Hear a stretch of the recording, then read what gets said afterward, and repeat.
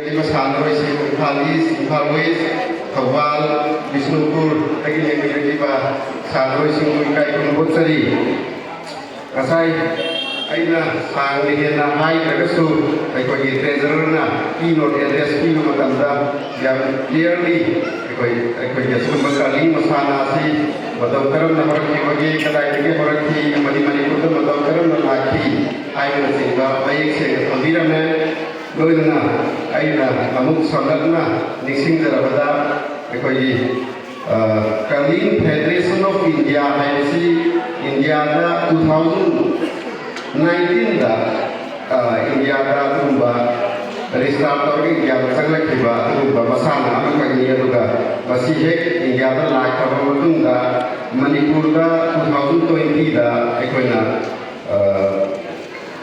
Anisyor Curling Association of Sonali Bakai naga koi tudung tidak Manipur da masih sapung le lalu dibatung da koi under 2025 sudah restart tauraga han koi na state level di thaka koi na sibuba Curling pasana sigi championship amasung